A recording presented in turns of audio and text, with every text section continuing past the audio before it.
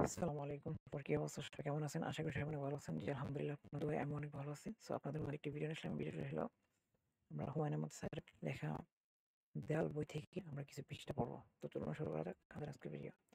হ্যাঁ, আপনাকে আমরা হ্যাঁ, আপনাকে আমার সাবধান করার কথা। আমি তা করলাম। আপনার সবচেয়ে বড় ভরসা বাংলাদেশের মানুষ। আপনার মহাবিপদে তারা কিন্তু আপনাকে ত্যাগ করবে। আপনার পাশে থাকবে না। বঙ্গবন্ধু তিক্ত গলায় বললেন, ইন্ডিয়ার কারো পক্ষে বাংলাদেশের মানুষ চেনার কথা না। আমি আমার মানুষ চিনি, জনাব। কিন্তু আমি বাংলাদেশের মানুষ। আমার বাড়ি কিশোরগঞ্জে। আপনার কথা কি শেষ হয়েছে? অপ্রয়োজনীয় কথা শেষ হয়েছে। প্রয়োজনীয় কথাটা বাকি আছে।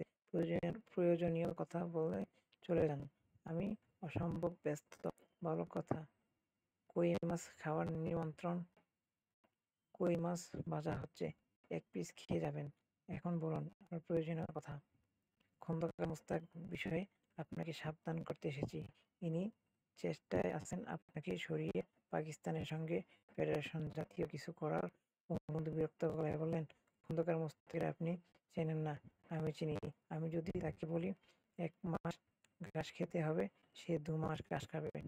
সাধারণত বাবু দীর্ঘ নিঃশ্বাস ফেলে বললেন, আমরা সবাই ঘাস খাওয়া শিখতে শিখলে দেশের খাদ্য সমস্যার সমাধান হয়ে যেত। বঙ্গবন্ধু উঠে দাঁড়ালেন। এই হাঁদা পাগলকে সময় দেওয়ায় ভুল হয়েছে। বঙ্গবন্ধু মন খারাপ করে ৩২ নম্বর বাড়ির উঠোনে এসে দাঁড়ালেন। সঙ্গে সঙ্গে তার মন ভালো হয়ে গেল। উঠান ভর্তি মানুষ, বুখা মিছিলের মানুষ না, সাধারণত মানুষ, যারা বঙ্গবন্ধু একজন দেখতে এসেছেন।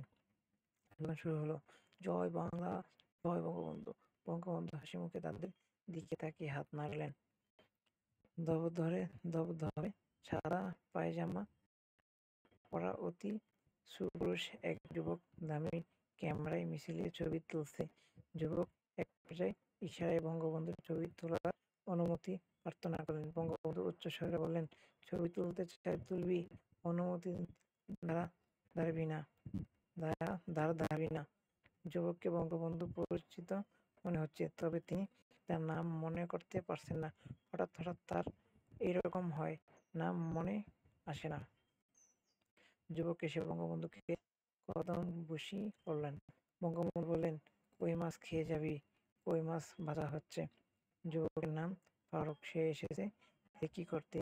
মূল আক্রমণের সময় কোনো কান্নার কথাই থাকবে না, থাকবে তা জানা থাকার দরকার। ভারী আক্রান্ত হলে পালাবার পথগুলি কি তাও জানা থাকা দরকার। ধানমন্ডির পুরনো বাড়িগুলোতে মেথর প্যাসেজ বলে এক কাঁটার মতো ফাঁকা জায়গা থাকে। এই বাড়িতেও নিশ্চয়ই আছে। মেথর প্যাসেজ দিয়ে কেউ যেন পালাতে না পারে।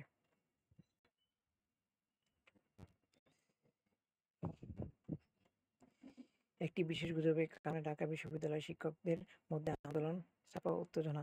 স্বাধীন বাংলাদেশে ঢাকা বিশ্ববিদ্যালয়ের প্রথম সমাবর্তন উৎসব হতে যাচ্ছে। উৎসবের প্রধান অতিথি বঙ্গবন্ধু শেখ মুজিবুর রহমান। শোনা যাচ্ছে সমাবর্তন অনুষ্ঠান ঢাকা বিশ্ববিদ্যালয়ের জাতীয় বিশ্ববিদ্যালয় ঘোষণা করা হবে। এই বিশ্ববিদ্যালয়ের শিক্ষকেরা আলাদা মর্যাদা পাবেন। তাদের বেতন বৃদ্ধি ঘটবে। সবার বাসস্থানের ব্যবস্থা করা হবে। যারা বাসা পাবেন না, তাদের এমনভাবে বাড়ি ভাড়া দেওয়া হবে যেন বিশ্ববিদ্যালয়ের আশপাশে বাড়ি ভাড়া করে থাকতে পারে। ঢাকা বিশ্ববিদ্যালয়ের শিক্ষকেরা হবেন অতিরিক্ত মর্যাদার শিক্ষক। এখানে শেষ না, আরও আছে। ঢাকা বিশ্ববিদ্যালয়কে প্রস্তাব করা হবে যেন বঙ্গবন্ধু বাংলাদেশের আজীবন প্রেসিডেন্ট হন। বঙ্গবন্ধু এই প্রস্তাব বিনয়ের সঙ্গে মেনে নেবেন। ঢাকা বিশ্ববিদ্যালয়ের শিক্ষকেরা এত কিছু পাচ্ছেন, তার বিনিময়ে কিছু তাদের দিতে হবে। এটাই ভদ্রতা এবং শিষ্টতা। শিক্ষকেরা সবাই এদিকে বঙ্গবন্ধুর বাকশালায় যোগদান করবেন।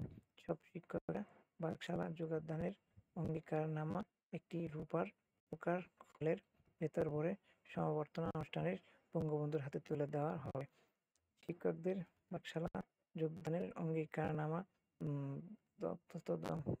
দরখাস্তপত্র সংগ্রহের মাধ্যমে সম্পন্ন হয়েছে।